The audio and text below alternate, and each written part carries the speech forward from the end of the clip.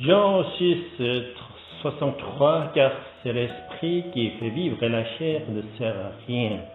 Les paroles que je vous ai dites sont esprit et elles sont vie. Toutes les créatures vivantes sont très préoccupées par la préservation et la plénitude de la vie. En tant qu'être vivant, nous ne faisons pas d'exception. En fait, nous nous intéressons beaucoup au bien parce qu'il nous aide à maintenir la vie. La fabrication et le culte des idoles ont la même motivation, tout comme le désir de Dieu. Cependant, pour aller droit au but, l'enseignement de Jésus nous dit que nous devons inverser cette perspective.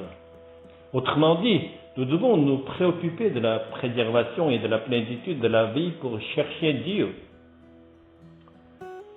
Jésus dit que c'est l'Esprit qui donne la vie.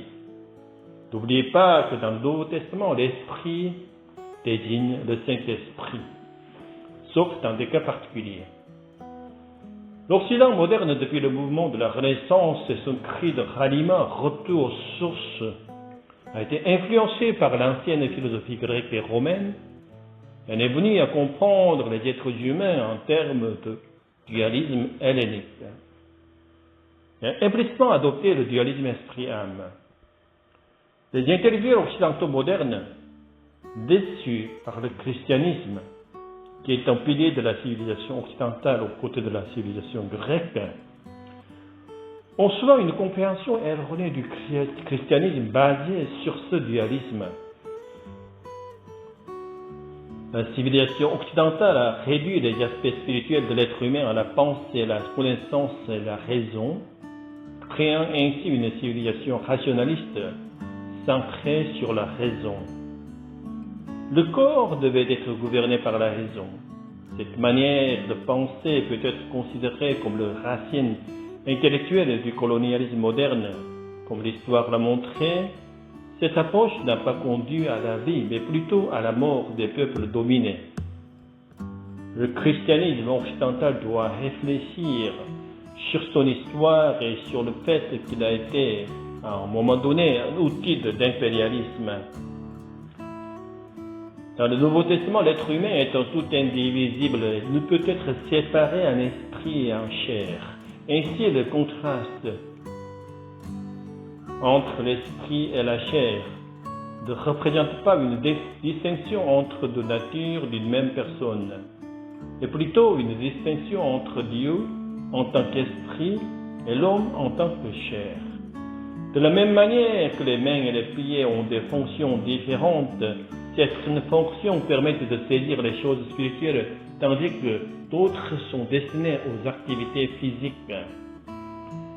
Jésus dit que l'esprit n'est pas une fonction de notre humanité, mais qu'il est Dieu, et que Dieu est celui qui donne la vie.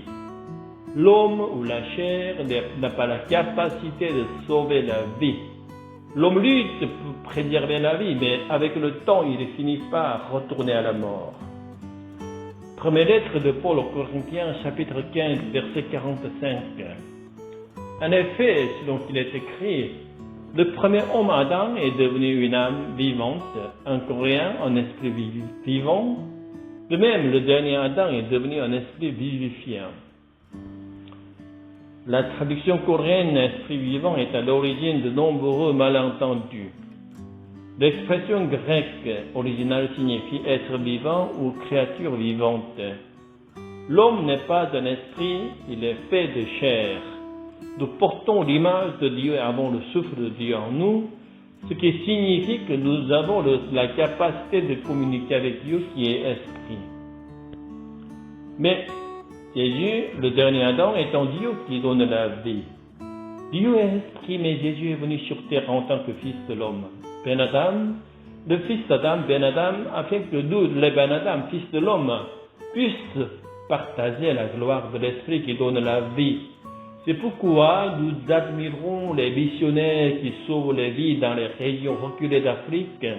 Mais le plus grand moyen de sauver des vies n'est pas seulement de préserver la vie physique, mais aussi de faire connaître le Dieu qui est la source de la vie.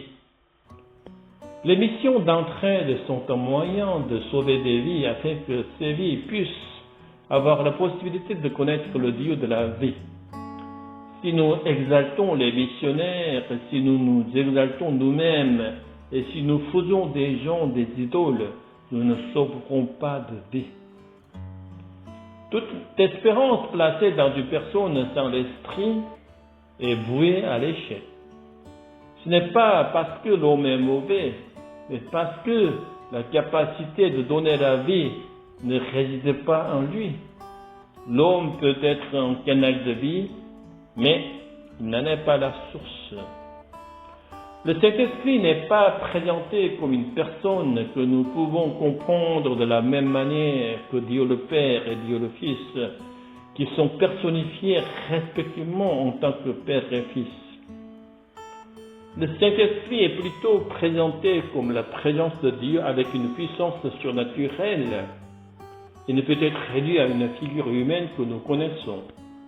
Cependant, nous devrions désirer le Saint-Esprit qui donne la vie, de la même manière que nous désirons Dieu le Père et Dieu le Fils. Il y a une façon d'adorer le Saint-Esprit que nous ne pouvons même pas saisir avec nos perceptions. C'est en aimant la parole de Dieu qui est le Saint-Esprit et la vie même. Nous aspirons à aimer la parole elle-même, non seulement pour la préservation et la plénitude de la vie, mais pour ce qu'elle est intrinsèquement.